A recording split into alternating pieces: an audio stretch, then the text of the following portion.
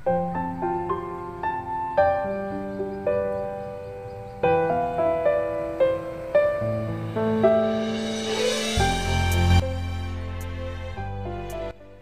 seluruh Provinsi Jawa Barat sudah sering terdengar berita tentang sejumlah oknum kepala desa yang harus berhadapan dengan aparat penegak hukum karena diduga melakukan sejumlah pelanggaran.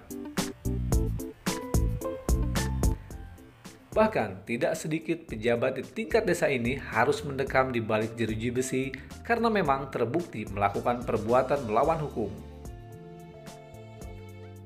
Tidak sedikit pula oknum kepala desa terpaksa harus berhadapan dengan masyarakatnya karena dianggap tidak layak menjadi seorang pemimpin. Lalu, apakah ada kepala desa yang berprestasi dan mampu memberikan pelayanan yang baik kepada warganya? Berikut wawancara Pemred Majalah Logika Asep Ahmad dengan Sekretaris DPMD Dinas Pemberdayaan Masyarakat dan Desa Kabupaten Garut, Asep Jailani SPD MPD. Menurut Asep Jailani, hampir semua kepala desa memiliki prestasi yang cukup baik. Di Kabupaten Garut sendiri, sosok kepala desa merupakan orang-orang pilihan yang dipilih langsung oleh masyarakatnya. Bahkan, kepala desa banyak yang sukses membangun daerahnya serta mampu menorehkan prestasi sehingga mampu mengharumkan nama Kabupaten Garut keluar daerah.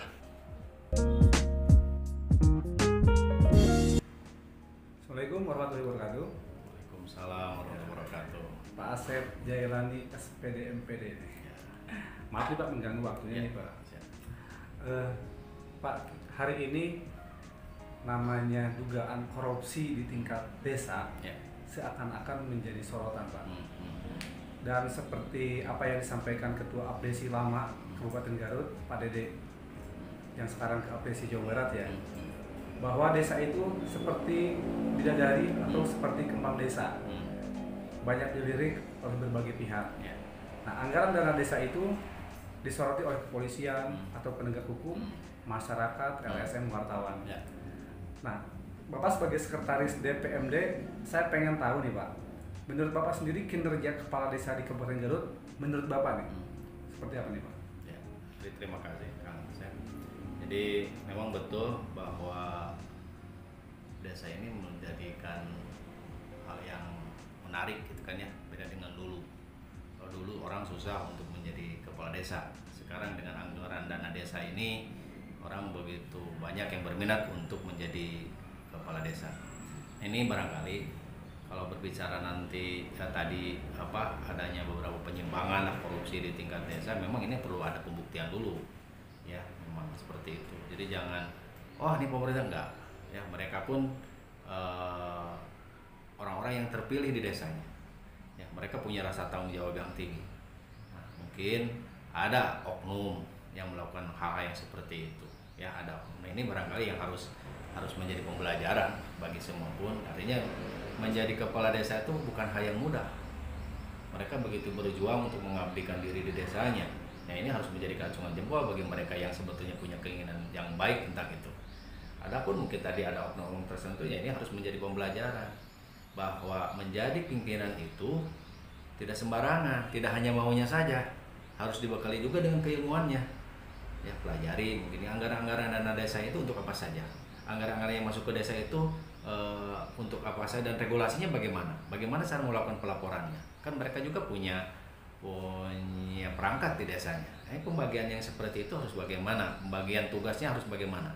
Makanya jadi pemerintah jadi kepala desa itu bukan hanya maunya saja nih jadi kepala desa, tapi mereka pun ya teman-teman harus mau belajar ya, mau bertanya, kemudian membaca ya, apa-apa yang harus dilakukan. Jadi tidak begitu jadi diem, enggak ya, melihat ada kucuran dana enggak, tapi tetap ini dana ini untuk apa ya, harus dipahami tentang itu supaya tidak melakukan hal yang tidak diharapkan. Saya kira seperti itu. Pak, kalau boleh tahu nih, sekarang itu desa di Kabupaten Garut ada berapa desa Pak? Ya, Garut ini ada 421 desa ya, ada 21 kelurahan. Jumlah yang sangat banyak ya? Jumlah yang sangat banyak. Di Jawa Barat ini Garut luar biasa itu, makanya kami di DPMD ini menaungi yang 421 desa ini. Makanya kami bersyukur nih kalau ada yang teman-teman yang memberikan informasi kepada kami, misalkan ini ada desa ini itu kami sangat respect dan bersyukur sekali. Karena dengan banyaknya desa yang seperti itu kan tidak semuanya kami bisa pantau secara langsung. Oke. Kang, agar kepala desa ini memahami aturan hukum, menjalankan aturan hukum, dan kemudian anggaran ini bisa berguna bagi rakyat dan negara.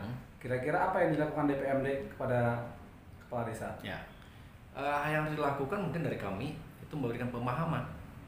Ya, kalau dulu kami memberikan pimpinan teknis, ya, sehingga kami terus saja melakukan itu semua. Tidak ada jeda waktu, ini beres belum? Enggak.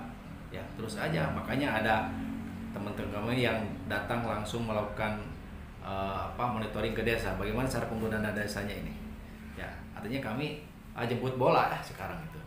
Contoh misalnya ada di satu desa ada permasalahan, kami tidak diam. Begitu ada informasi seperti itu, kami langsung ya. Ada beberapa teman yang langsung mungkin ke lapangan untuk melihat permasalahan itu apa gitu kan. Dan supaya tidak terlalu menimbulkan masalah yang lebih besar. Ya, kita pahami bahwa ya, namanya manusia pasti ya ada sedikit kekeliruan, tapi keliruan ini bagaimana supaya tidak menjadi besar kekeliruannya yang seperti itu. Saya kira itu. Jadi yang dilakukan oleh kami terus melakukan pembinaan, gitu kan, melakukan pemantauan, melakukan ke lapangan supaya teman-teman kepala desa ketika mereka ada permasalahan tidak merasa sendiri, ya, ada tempat curhatnya, gitu kan, ada tempat pengaduannya. Ini kami ada masalah, kami tidak biarkan seperti itu. Makanya ketika ada hal yang seperti melapor ini ada di desa ini ada permasalahan, nah, ada teman-teman yang langsung melakukan turun ke lapangan memberikan bantuan, pemahaman berkaitan dengan aturan-aturan atau langkah yang harus dilakukan. Oke.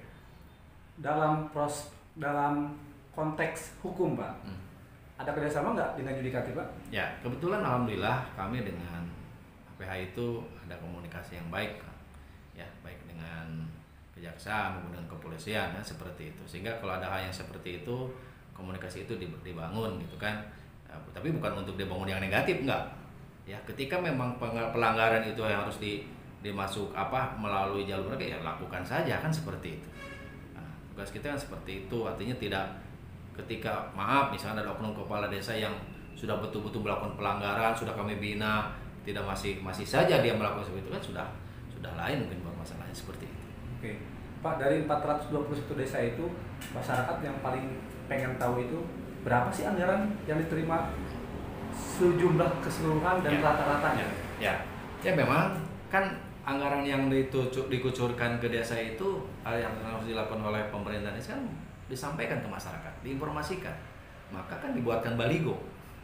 Ya, ini anggaran desa itu sekarang menerima sekian untuk apa saja? Ini kan dimunculkan. Oh, itu wajib, Pak, ya? Ya, itu diperjalankan seperti itu. Makanya masyarakat tidak perlu lagi, ini untuk apa, bisa ditanyakan. Saya kira seperti itu. Berarti kalau yang tidak membuat itu berarti pelanggaran, ya? Ya, pelanggaran harus diingatkan lah, gitu kan. Biasa batu mungkin dia lupa atau apa dengan kondisi yang seperti itu, gitu. Jadi sampaikan mana mungkin bisa saja. Ya, mereka kan membuat baligo itu, ya, seperti itu. Oke, Pak. Kang, dari 421 desa, menurut catatan penilaian DPMD, mana sih yang lebih bagus?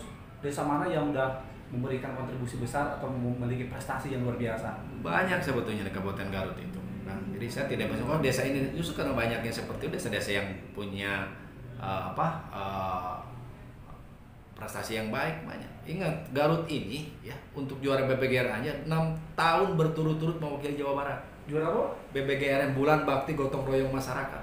Di Garut 6 tahun berturut-turut semenjak Pak Rudi ini menjadi Bupati Garut, itu langsung kita punya BPGRM ketiga se-Indonesia, kan? Ketiga se-Indonesia. Terus tiap tahun semenjak Pak pimpinan Pak Rudi ini, ya alhamdulillah dengan pimpinan beliau, kita terus 6 tahun berturut-turut kan menjadi juara ke-1 tingkat provinsinya Bulan Bakti Gotong Royong Masyarakat. Ya, itu artinya desa-desa di kita tuh sudah luar biasa kan seperti itu. Apalagi sekarang udah ada peningkatan dengan adanya penambahan desa mandiri kan gitu. Dulu ada hanya 1, sekarang udah tambah sudah ada 5 kan desa-desa yang seperti itu. Ya, Garut banyak kan berprestasi desa-desa itu. Desa-desa wisata. Kita lihat beberapa desa wisata Garut kemarin juara kan nasional. Ya, masuk ke juara nasional, kedua nasional. Ya, ada 2 desa yang satu kedua yang satu yang ke-10 itu masuk ke nasional itu, bukan tanggung-tanggung. Jadi sebetulnya tinggal kita aja melihatnya, ya. Potensi-potensi yang di desa itu luar biasa. Itu, saya kira seperti itu. Pak, barangkali ini pernah mendengar masukan dari kepala desa atau keluhan nggak? Sebenarnya paling berat di kepala desa itu apa sih, Pak? Ya, yang paling berat itu sebetulnya punten ya, dengan adanya ya lah mungkin regulasi yang begitu cepat berubah. Ya, baru juga ini contoh misalnya kemarin pada saat Covid, hari ini ada muncul lagi seperti itu. Ya, itu yang selama ini mungkin yang mereka rasakan. Tapi ya nggak apa-apa, itu kan bisa dilalui ya dengan kerjasama lah, komunikasi dengan kita gitu kan. Kesulitan itu sampai hari ini bisa ditangguli oleh teman-teman para kepala desa. Pak, mungkin terakhir nih, ada pesan nggak untuk kepala desa agar mereka terjauh atau dijauhkan dari persoalan hukum? Ya, artinya yang harus dilakukan, pahami aturan. Ya, jangan coba-coba mengganggu hak rakyat. Jangan coba-coba seperti itu. Ya, pahami aturan, jangan ganggu hak rakyat. Ya, komunikasi dengan stakeholder yang lain di tingkat desa. Ya, jangan mentang-mentang menjadi kepala desa kemudian memilih masyarakat yang diajak untuk enggak. Komunikasikan dengan semua pihak di situ. Karena para kepala desa harus menjadi pemimpin, menjadi figur di desanya. Karena orang-orang yang terbaik di desanya kan itu. Ya, makanya lakukan pertama tadi saya katakan pahami aturan. Kalaupun ada yang tidak dipahami, komunikasikan dengan kami di sini. Ya, kami terbuka kan ya untuk bisa membantu teman-teman para kepala desa ini segera itu. Oke.